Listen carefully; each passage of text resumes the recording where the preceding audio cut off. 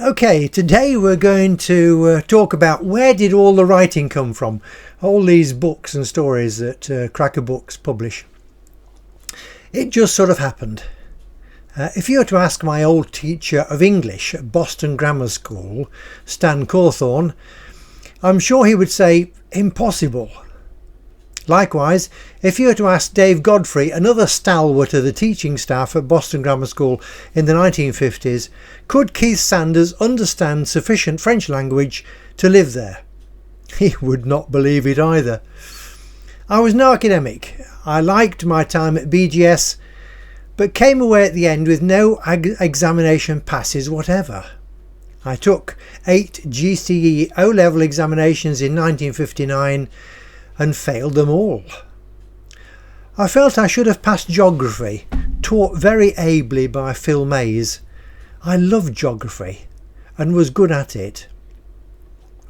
I decided later that it was my illegible handwriting that let me down. Even I could not read it.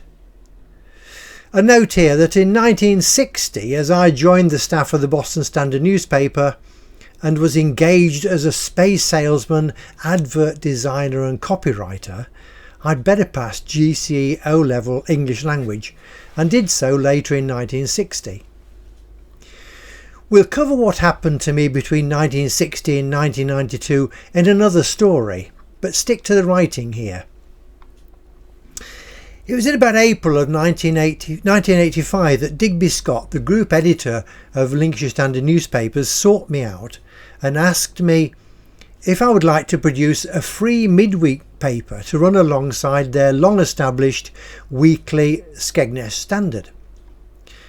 The Mortons of Horncastle newspaper group had started an opposition second weekly paper in the town and were taking away too much advertising revenue from the Standard. So there I was, back with the Lincolnshire Standard group of newspapers after an interval of 18 years or so. It was mainly because I was handy with a camera and had a rather nice single lens reflex camera and Olympus OM1. I started a rather exciting 6 months working at the Standard office at Skegness, producing the Skegness Extra. I had a free hand regarding stories and the pictures, guided very much by the Standard editor Nigel West. 6 months passed and the Lincolnshire Standard Group was sold by its owner to a large impersonal news conglomerate from Kent, and I was out of a job. You know what they say about one door closing? Well, at this time the staff photographer for that opposition newspaper in the town, the Skegness News, went off sick. This was Bob Lawrence. I was asked to take on his job until he came back, which he did a year or so later. That photography job was virtually 7 days a week, and I was self-employed at that time, but I loved every minute of it. I'd set up a darkroom back at Northcote where we were living and gradually improved on my cameras and darkroom gear. When Bob Lawrence came back, the Mortons management had in the meantime found out that I'd spent my early years in newspaper advertising, so I was offered a job as a space salesman in that Skegness office. I did not like this. I was second fiddle to a young ad manager, so I got the messy jobs. But he took the flak from the bosses when things went wrong.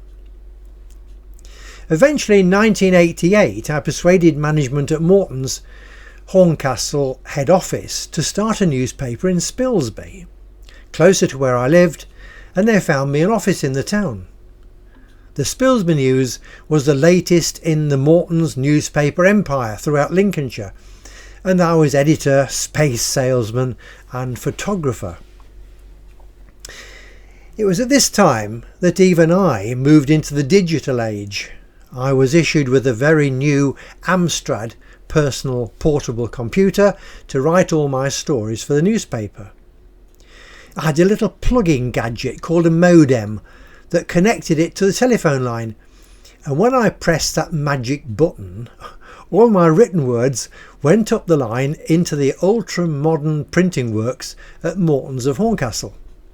There, the words were produced in columns and printed off, all ready to be pasted onto page layouts for the offset printing process. Untouched by hand, as they say. Back in the 1960s, though, the days of everything done by hand, two readers would scrupulously check all those written words for errors before allowing them anywhere near a page for printing. I'd done my apprenticeship in the reader's cupboard at the Boston Standard in about 1961 and had responsibility afterwards for checking all those first classified pages that the Boston Standard was famous for, and all this was done on the evening before print day. Back at the Spilsby News, we managed to jump that new paid-for newspaper from 0 sales to several thousand within 6 months. But management always wanted more. I do remember many local characters came up to my office above Parsons Cole to pass the time of day and put the world to rights. It was still 1988, and Ebony, our first Shire horse, who had been working at Young & Co.'s brewery in London, retired from daily work, and we decided to have him home. He brought a pal with him, Sam. Ruth and I decided I would leave newspapers, and she had by far the best salary, so she would continue to be our regular wage earner, and together we would create a visitor centre for folk to come and learn more about our big furry four-legged friends. I left the world of newspapers once again, and the Northcote Heavy Horse Centre began. Bear with us now, we're nearly at the end of this tarry-diddle, folks. It was in 1992, after the horse centre had been running for about 4 years, that Morton's agreed that I should produce some diary-type stories about the more amusing happenings at the horse centre. So it began. These stories had a cartoon attached and went into all the weekly papers in the group. When they decided to stop publishing my stories, I just carried on writing them, and have done ever since. It's for 31 years now. So there we are, that's the end of that little story. I hope you might enjoy these. Now, if you're watching this on YouTube, perhaps you'll give us a like, if you like them, that is. Tell us what you think. And also, if you subscribe, that's the word, if you subscribe to the channel, then YouTube will let you know just as soon as we publish something new. It helps us with the YouTube people, and those likes help them know if you like what we're doing. You get the story. Okay, that's the end of that, and until next time, thank you for being with us, and goodbye.